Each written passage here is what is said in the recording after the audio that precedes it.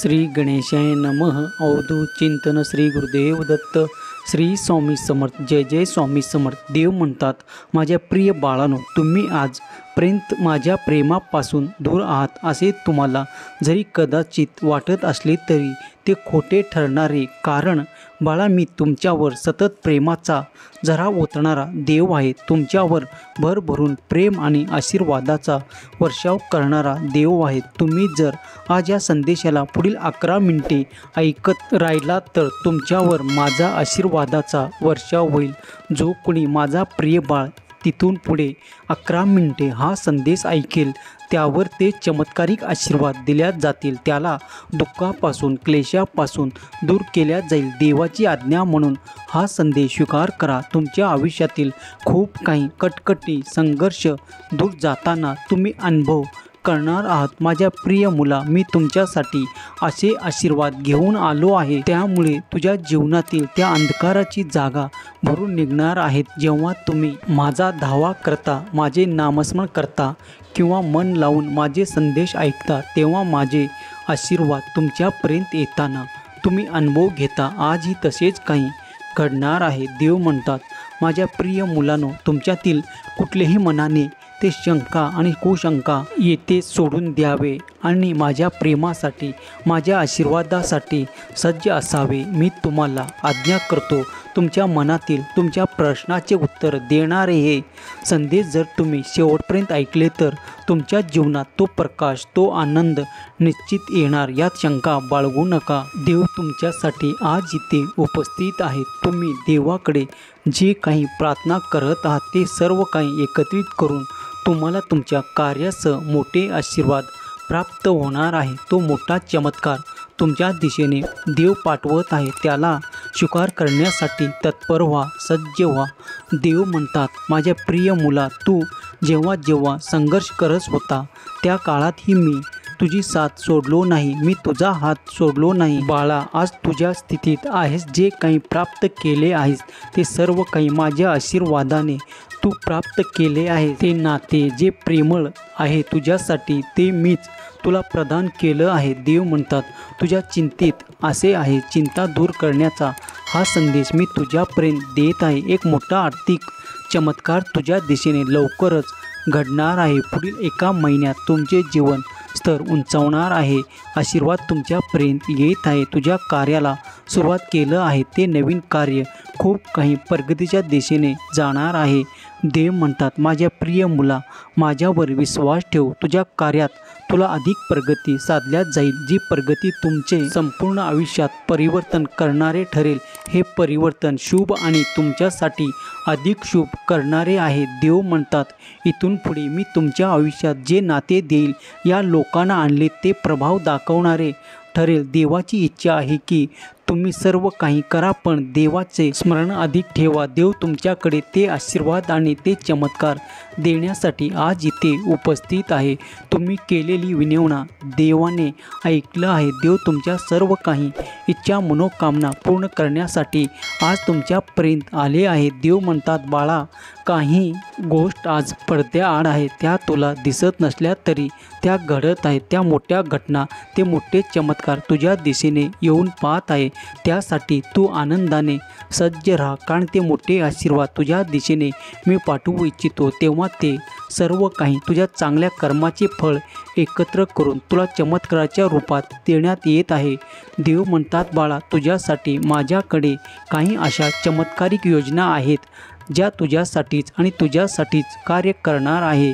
देव म्हणतात, बाळा, मी तुझे चांगले कर्म देखील पाहिले आहे आणि तुझ्या काही चुका देखील पाहिले आहे. त्या चुकासाठी तू वारंवार माझ्याकडे जे काही क्षमा याचना केलं आहे ते मी मान्य केलं आहे आणि तुला त्यासाठी समाधान दिले आहे. बाळा, परत परत आयुष्यात त्या चुका करू नकोस, कारण त्यामुळे तुझ्या मनातला तो पश्चाताप होतो आणि त्यामुळे तुझे मन दुःखी राहते. तुझ्या वेळी काही वाया जातो. त्यामुळे तुला जर सुखी, समाधानी आणि आनंदी व्हायचे असेल तर माझे ऐक आणि माझे मार्गदर्शनाचे पालन कर. देव तुझ्यासाठी सर्व काही करायला तयार आहे. तुला ते आशीर्वाद देण्यासाठी आज इथे उपस्थित आहे. तू सर्व काही देवाच्या कृपेच्या दृष्टीच्या आत आहेस. बाळा, माझी कृपादृष्टी निरंतर तुझ्यावर आणि तुझ्या संपूर्ण कुटुंबासाठी आहे. तुझे कल्याण होणार आहे. स्वामी म्हणतात, मी तुझ्यासाठी असे द्वार उघडू इच्छितो, त्यातून तुला ते चमत्कार आणि ते आशीर्वाद प्राप्त होतील. त्यामुळे तुझे पुढील जीवन सुख, समाधान, आनंद, आरोग्याने परिपूर्ण असेल. माझा जो कोणी प्रिय बाळ या क्षणाला माझ्याकडे आरोग्याच्या समस्या घेऊन आला आहे, त्याला मी या संदेशाच्या माध्यमातून निश्चिंत राहा असे सांगू इच्छितो. कारण तो खूप काही प्रार्थना करत आहे. त्याच्या आरोग्यासाठी तो माझ्याकडे विनंती करत आहे. ती विनंती मी स्वीकार करून त्याला उत्तम आरोग्याचा आशीर्वाद प्रदान करतो आणि त्याचे अधिक शक्य वाढवू इच्छितो.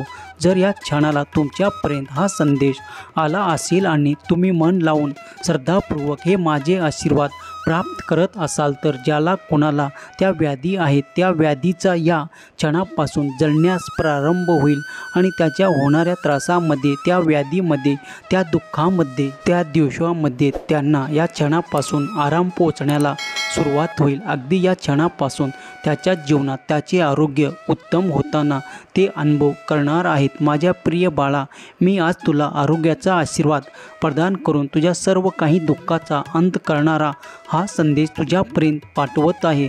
त्याला मनापासून स्वीकार कर आणि उत्तम आरोग्य प्राप्त करून आपल्या आयुष्याला चांगले कर्म करणे सुरू ठेव. जेव्हा तुम्ही ते भोग संपले आहेत, तेव्हा आता तुमच्यासाठी नवीन दिवस उगवला आहे. तो नवीन दिवस तुमच्या कल्याणासाठी आलो आहे. तुमच्या जीवनात आता इथून पुढे तो देवी प्रकाश येत आहे. त्यामुळे तुमचे जीवन अधिक समृद्ध आणि आनंदमय करण्यात येत आहे. तुमचे जे आनंदाचे क्षण या आरोग्यामुळे तुमच्या जवळून खूप काही काळापर्यंत काढून घेण्यात आले आहेत, आता इथून पुढे तुम्हाला ते आनंदाचे क्षण तुमच्या नात्यासह प्राप्त होतील. इथून पुढे तुमच्यासाठी तुमचे प्रेम, सुसंवाद अधिक वाढतील. देव म्हणतात, बाळा, पुढील येणारा आठवडा तुझ्यासाठी सर्वोत्तम कार्य तुझे पूर्ण होणार आहे.